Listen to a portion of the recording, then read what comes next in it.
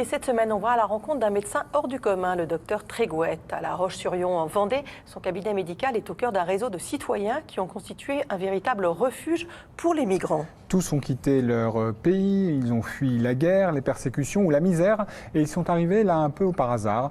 Au terme d'une traversée difficile, en grande précarité, ils ont besoin d'une prise en charge adaptée. Reportage signé Morgane Belloir, Alexandre Delaval, Stéphane Joviado.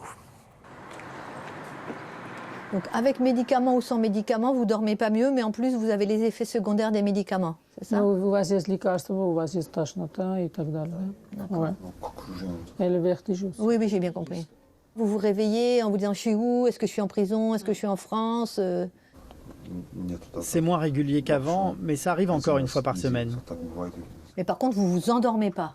Но вы не спите, все равно с лекарствами. Dans le cabinet du docteur Trégouette, le russe, l'arménien, le somali se mêlent aux Français.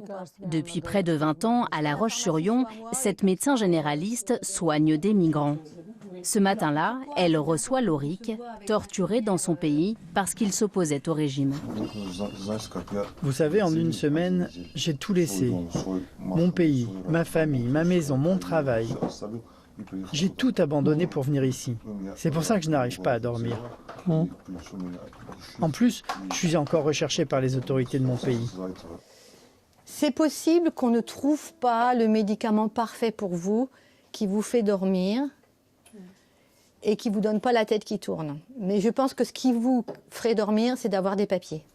Exilé d'un pays du Caucase, Lorik est arrivé en France en 2018 avec sa femme et ses 2 enfants. Il y a quelques semaines, les médecins lui ont diagnostiqué une grave maladie rhumatismale, une sacroïlite ankylosante. On va commencer un traitement pour une maladie extrêmement, un peu rare, pas extrêmement rare, c'est qu'il nécessite des traitements quand même très particuliers. Et la question c'est est-ce qu'il pourrait être régularisé par la santé, hein? La gravité de la maladie va permettre aux travailleuses sociales de Lorik d'enclencher une demande de titre de séjour pour raison de santé. Pour cela, elles devront apporter la preuve qu'il ne peut être soigné dans son pays d'origine. Donc il y a déjà cette histoire de perte de poids très très importante. Il nous avait montré des photos pour nous dire que c'était pas, que c'était pas bidon, que c'était vrai. Venez par là, venez avec moi, on va vous repeser. Hop. Qu'est-ce qu'elle nous dit la balance? C'est un peu mieux quand même, non? Чуть лучше, она говорит. Чуть лучше. 55?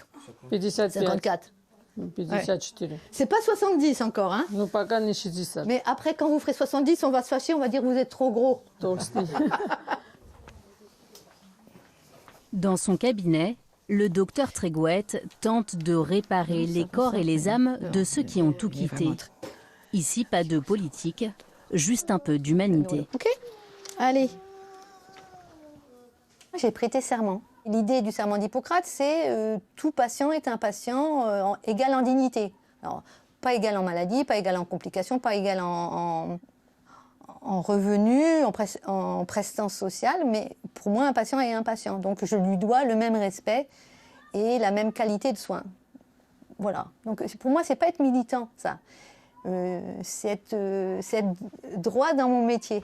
Moi, je le ressens comme ça. On me dit, pourquoi tu as voulu soigner des migrants? Je dis, non, moi, je ne veux pas soigner les migrants, je veux soigner les patients qui viennent chez moi.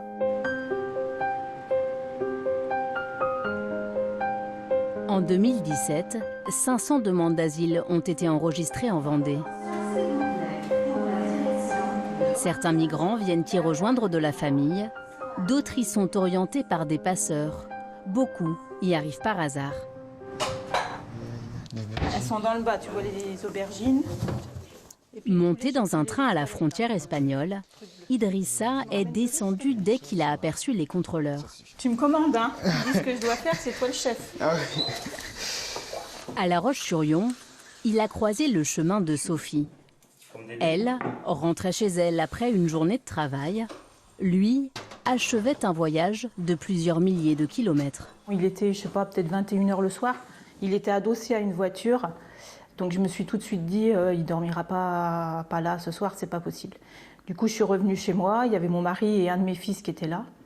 Et puis voilà, je leur ai dit je redescends parce qu'il y a quelqu'un qui s'apprête à passer la nuit en bas de la maison. Et mon fils est venu avec moi et on a été On a été accoster Idrissa et lui proposer de revenir avec nous à la maison. Et tu peux les faire avec quoi alors, ce plat? Ouais, on peut faire avec beaucoup de légumes différents. D'accord. C'est toujours le riz? Oui, c'est toujours le riz. Tu sais ce que c'est le risotto? Tu as déjà goûté ou pas? Oui, un petit peu, oui. Ouais. C'est même pas en façon de préparer. Quand il quitte le Mali en 2016, Idrissa n'a que 15 ans et l'espoir d'échapper à une vie de misère. J'ai regardé ma mère, c'est elle qui fait tout pour nous. Voilà. J'ai choisi, j'ai dit, voilà, peut-être moi aussi je peux faire des choses pour aider ma mère. Parfois, si je dis je vais sortir les pays, il dit c'est dangereux. Si tu es parti, on perd pour toujours. On ne se voit pas. J'ai dit avec le destin, un jour on croisera. À pied, puis en voiture, Idrissa rejoint d'abord le Maroc où il se cache pendant 5 mois avant de prendre un bateau pour l'Espagne. Ah oui, d'accord. Un voyage très éprouvant. On était 38. Les Zodiacs, voilà, c'était trop petit. On fait une nuit, une journée, voilà, sans manger, sans boire, pour perdre des poids. Pour les Zodiacs, on peut y aller avec les Zodiacs. J'ai jamais nagé. Jamais. On a des grosses vagues, tout ça. Au moins, tout ça, ça me fait peur. Il y a les gens qui tombaient, voilà. On a perdu. Ouais. Les bateaux de migrants qui sont sur la Méditerranée, on les voit, enfin, personne ne peut dire qu'il ne les a pas vus, on les voit tous aux informations à la télé, hein, mais c'est vrai que du coup de se retrouver avec quelqu'un qui a un prénom et un nom et un visage, ça change tout. S'ils partent, c'est pas rien non plus, ils laissent derrière eux quand même toute une histoire, une famille, des parents. Pour Idrissa, ses sœurs et sa maman, donc c'est quand même pas rien de faire de choisir ce destin-là en fait. C'est bon? Oui, ça va. Ça mijote? En 2 ans, après avoir appris le français, Idrissa a débuté une formation d'hôtellerie-restauration. Entouré de Sophie et de sa famille, il se reconstruit peu à peu et surmonte son traumatisme. Au fond de moi, comme il m'accueille, moi aussi, je réagis comme ma famille. Ouais. Je ne sais pas quoi dire pour remercier ça. Vraiment, ils ont fait tout pour moi. Arrivé mineur en France, Idrissa a bénéficié de la protection de l'État. Mais dans quelques jours, ce statut de mineur protégé sera remis en question. Idrissa aura 18 ans. Voilà, on rencontrera d'autres migrants et les associations qui les aident. Un appel à témoins. Vous avez été victime d'un ou plusieurs AVC, accident vasculaire cérébral. Quels ont été vos symptômes? Avez-vous été pris en charge rapidement? Venez nous raconter tout ça sur le plateau d'Allo Docteur 01 58 88 85 21. Vous ne bougez pas, dans quelques instants, à parler MICI, maladies inflammatoires chroniques de l'intestin. Pour répondre à vos questions, le professeur Mathieu Allais, qui est gastro-entérologue. Bonjour. Bonjour. Pour témoigner avec nous, Jeanne Demier. Bonjour Jeanne. Bonjour.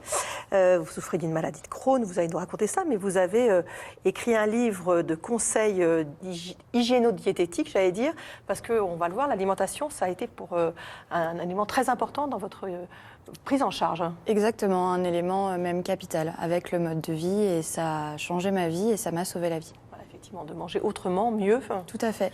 Et on va voir ça dans quelques instants. Surtout, vous ne bougez pas.